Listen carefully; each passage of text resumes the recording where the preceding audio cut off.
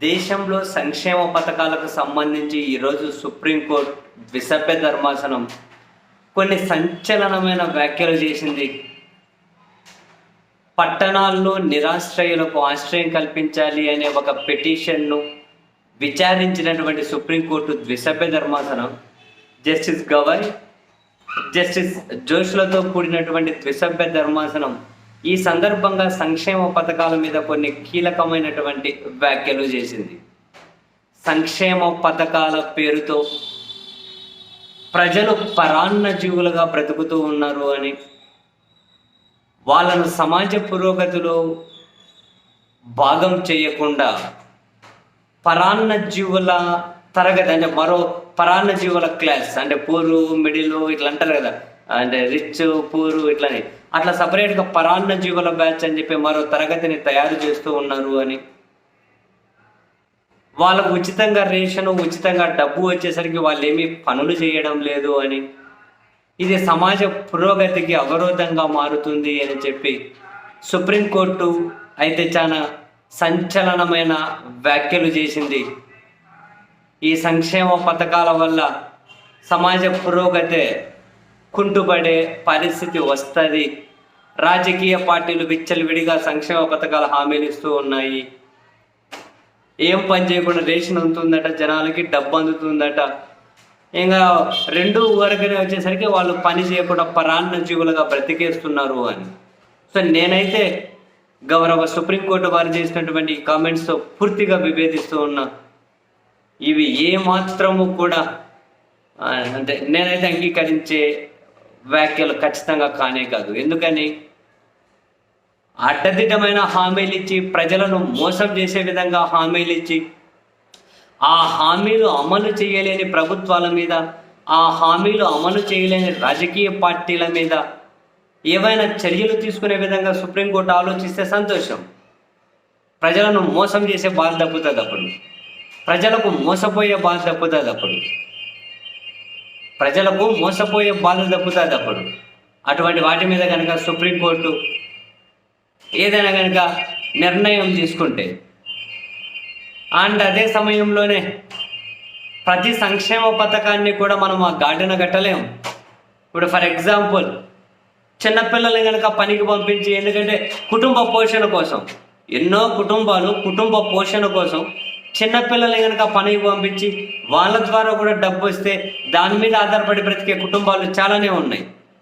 అలా కాకుండా మీ పిల్లల్ని బడికి పంపించండి, మేము చదువు చెబుతాం, మీ పిల్లల్ని బడికి పంపితే మేము తలకు డబ్బులు ఇస్తాము అని చెప్పి ప్రభుత్వాలు ఆ విధంగా పిల్లలు బడులకు వచ్చే విధంగా ఎంకరేజ్ చేసే విధంగా ఒక పథకం అమలు చేస్తే దాన్ని మనం ఏదో ఆ డబ్బులు తిని వాళ్ళు బతుకుతూ ఉన్నారు, ఆ డబ్బులు తిని వాళ్ళు పరాన్న జీవులుగా ఉన్నారు అని చెప్పి మనం ఎలా కామెంట్ చేయగలుగుతాం?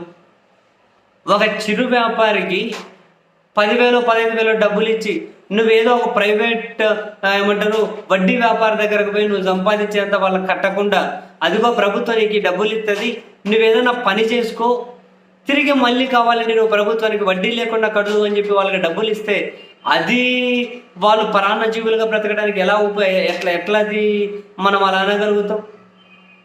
అటువంటి సంక్షేమ పథకాలు ఏవైనా అంటే వాటిని బేస్ చేసుకొని టార్గెట్గా కామెంట్ చేస్తే బాగానే ఉంటుందేమో, కానీ ఓవరాల్గా అన్ని సంక్షేమ పథకాలను ఒకే ఘాటిన కట్టి దాని ద్వారా వాళ్ళకి రేషన్ వస్తుంది, ఫ్రీగా డబ్బులు వస్తున్నాయి, బతికేస్తున్నారు పరాన్న జీవులుగా ఏం పని చేయకుండా అంటే ఇదైతే ఏమాత్రము అంటే నేనైతే పూర్తిగా విభేదిస్తూ ఉన్నా.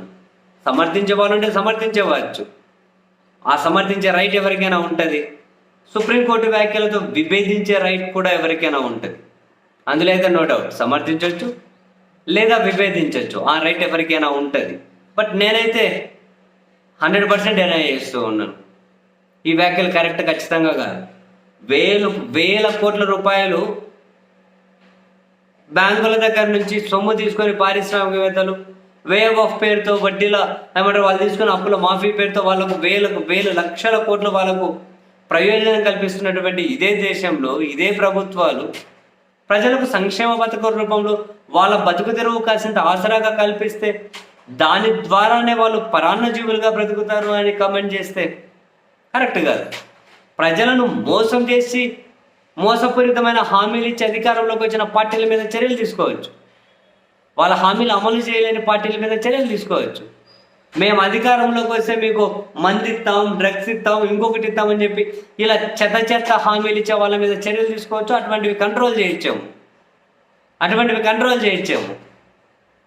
ఓవరాల్ సంక్షేమ పథకాల వలన వాళ్ళు బతుకుతూ ఉన్నారంటే అసలు ఒక సామాన్య వ్యక్తి కూడా, ఒక నిరుపేద కూడా ఈ దేశంలో విద్య కోసం ఎంత ఖర్చు పెట్టాల్సి వస్తుంది, వైద్యం కోసం ఎంత ఖర్చు పెట్టాల్సి ఉంటుంది, నిత్యావసర సరుకుల ధరలు ఏంటి, వాళ్ళ రోజు ఎక్స్పెండిచర్ ఏంటి, ప్రభుత్వాలకు వాళ్ళకి చేస్తున్న సాయం ఏంటి, దాని మీద ఆధారపడి బతికేయడానికి.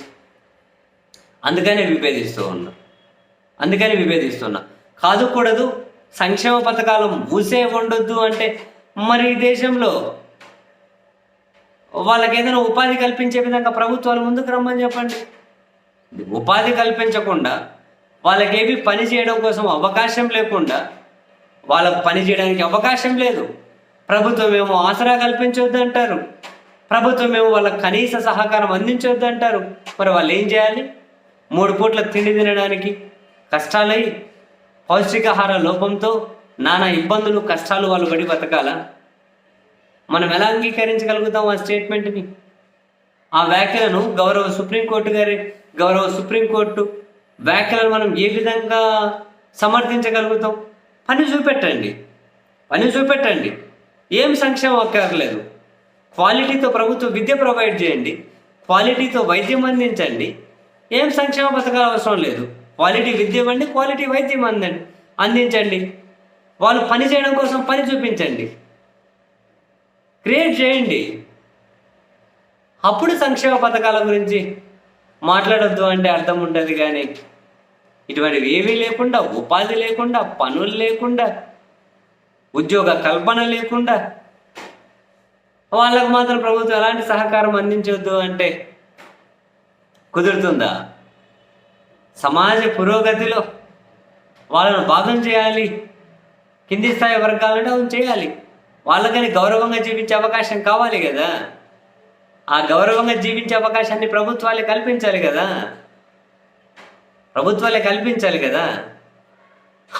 అవేం లేకుండా, వాళ్ళకి ఎలాంటి పని కల్పించకుండా, ఏదో మినిమం బతకడానికి సహకారం కూడా అందించకుండా మరి ఆ సెక్షన్ని ఏం చేయాలని? ఏదైనా ఒక కన్స్ట్రక్టివ్ మెకానిజం అనేది ఉండాలి కదా. ఏమో మరి మొత్తం మీద అయితే సుప్రీంకోర్టు చేసినటువంటి వ్యాఖ్యలు నాకైతే సంచలనంగానే ఉన్నాయి.